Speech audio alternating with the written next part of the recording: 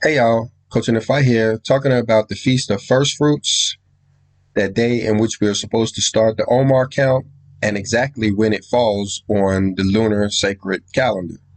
Of course, we've always been told that it is the first day after the Sabbath that falls after Passover, but we find in Scripture that it is actually on a different day, and in this class, we're going to show you exactly what day it is to fall on. And we're going to give you some other details related to that festival that we know as first fruits, including what it's all about and what the Messiah did on that particular day.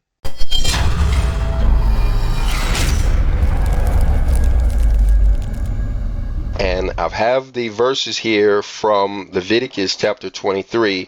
You find it talked about in verses 10 through 14 when it comes to the Feast of First Fruits, and you can read in there what it all that we're supposed to do. Basically what it is a wave offering that you would actually present to your priests or your Levite or whoever it is that is your spiritual leader. That's a time in which you will make an offering to them. Now, it is a harvest day celebration, and that's what it's talking about, a sheaf of the first fruits. So however it is that our Father is providing for you, you would take some of those provisions and you would give it to your priest on that day. And the wave offering part comes in is when he actually receives what you have given him, he waves it before the Lord, basically saying thank you. This is the importance of the Feast of First Fruits. Just like the Feast of Pentecost, that is another day in which you are to make an offering to the priest.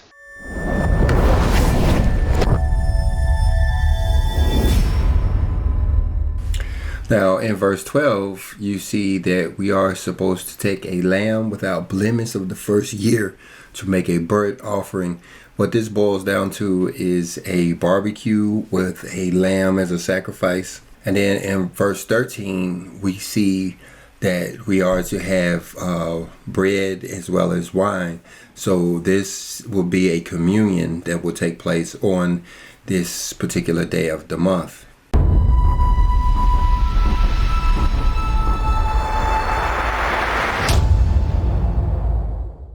Now, in verse 14, where it says, "And ye shall eat neither bread, nor parched corn, nor green ears, until the selfsame day that you have brought an offering unto your God. It shall be a statute forever throughout your generations in all your dwellings."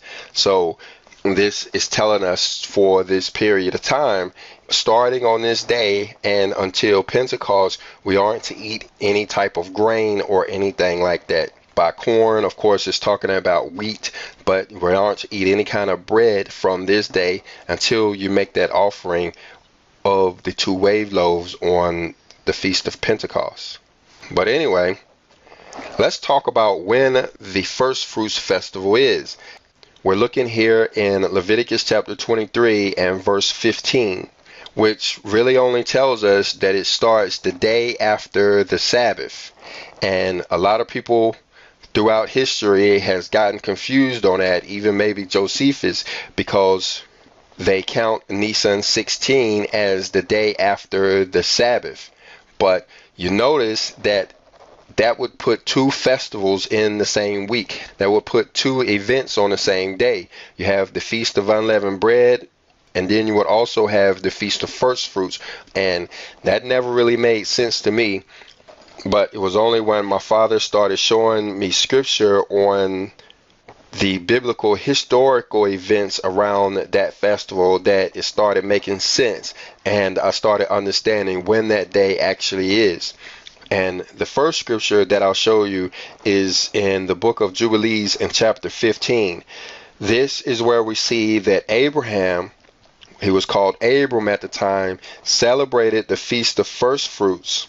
And he celebrated the Feast of First Fruits in the middle of the month. The middle of the month we see there. Now that was Abraham, but when we come over and we look at Jacob, we see that he also celebrated the Feast of First Fruits in the middle of the month. In fact, when we look in the Book of Jubilees, chapter 44, verses 1 through 4, we see that he actually celebrated the Feast of First Fruits which I should be calling Pentecost here. I'm sorry for the confusion. The Feast of First Fruits on the middle of the third month. This is talking about Pentecost here. But let's look at some of these verses here as we understand the Feast of Pentecost and its timing. We're looking here at verse 1. It says, "And Israel took his journey from Haram from his house on the new moon of the third month." So that's the first day of the third month.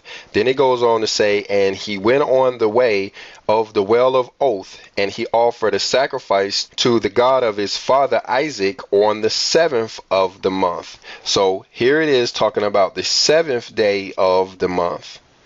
He's doing so because Joseph has just invited him down into Egypt, and he's remembering dreams that he had about going into Egypt, and he's worried, and he doesn't really want to make a decision without getting a word from the Lord. So he's making sacrifices, trying to get instruction on whether he's supposed to go into Egypt or not. You see that in verse 2. And then when we look at verse 3, it says, "And while he was thinking of sending the word to Joseph to come to him, that he would not go down, he remained there 7 days, if perchance he could see a vision as to whether he should remain and go down." So you have 7 days from the 7th day. That takes you to the 14th day of the third month. And what did he do on the 14th day of the third month? He celebrated the harvest festival of first fruits with old grain. So he celebrated Pentecost on the 14th day of the third month.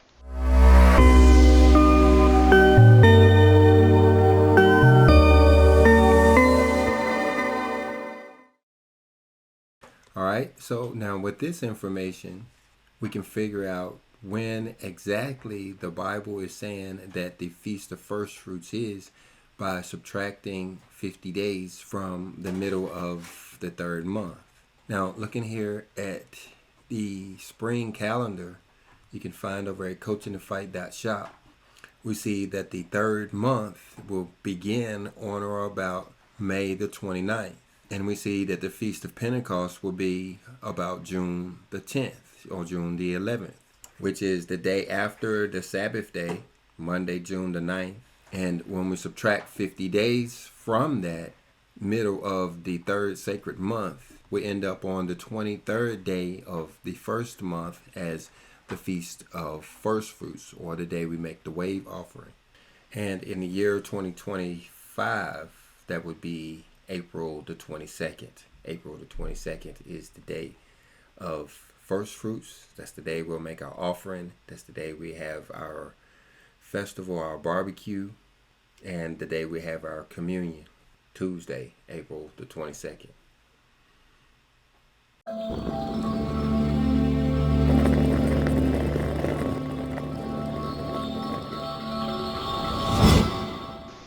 But just to give you additional biblical evidence on the significance of this day, we'll jump up to the book of John and chapter 20 when it's talking about the resurrection of the Messiah. Now, this is what we were talking about earlier, where a lot of people want to count Resurrection Day as the day of first fruits. But when we're looking here at verse 1 out of chapter 9, and it's talking about Mary Magdalene coming to the sepulchre to view the body of the Messiah. That was on the first day of the week, or the day after the Sabbath day. But when you look at verse 17, you see that he told her not to touch him. He said, "For I am not yet ascended to my Father." Now, I'm not really sure what that means about not yet ascended to my Father, because when you look at verse 26, which occurred on the 8th day or the 23rd day of the first month, he actually went to his disciples and told doubting Thomas to touch him. So whereas on the first day of the week he was not ascended to his Father yet, on the 8th day, he must be ascended to his Father, because now he's eating and he's telling them to put their hands on him, like we read in verse 27. But my point is that all of that occurred on the 8th day, which is the 23rd day of the first month. So The Feast of First Fruits is the 23rd day of the first month. And like we said, it is a day of the wave offering. So if you have any more questions about any of this, please drop down in the comment section of the video. I'll be glad to help you out. And if you have any additional information that you can add, please add it down there as well. And go ahead and hit that like button and that subscription button. Make sure that bell notification button is pushed. And shalom.